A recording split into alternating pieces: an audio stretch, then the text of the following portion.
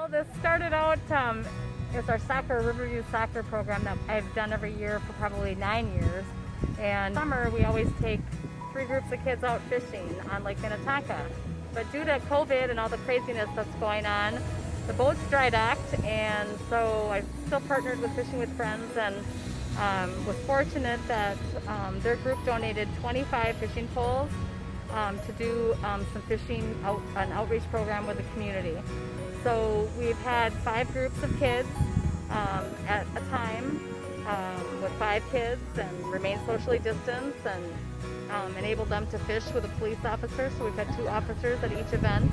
So they're able to fish with them and fish with the Fishing with Friends people and the volunteers.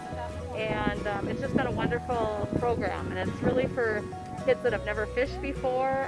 They're learning to fish and have that experience. So it's been really fun to see them. This is my 10th year. The organization is 11 years old. We have a wonderful group of volunteers. This group, Chaska Area Fishing with Friends, started out as an activity for active older adults up at the community center. Ah, Iris! Did you get one? She's got one. All by yourself. Yeah, look at that. Yes.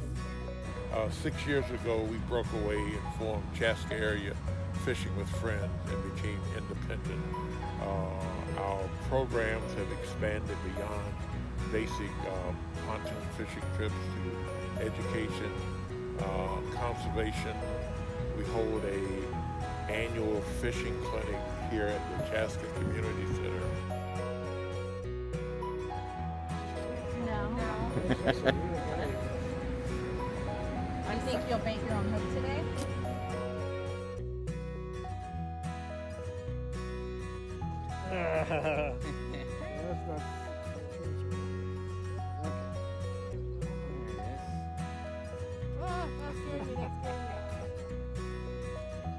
You scared me. Tiny piece there. Right? Oh yeah, it's a tiny piece. Was that your first fish you ever caught? Second fish in your life. Wow. Congratulations, dude.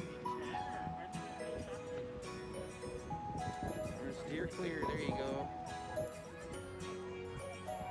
If you get a kid interested in fishing, it helps if the parent has some knowledge on knot tying and has an interest also, because it's a wonderful family activity.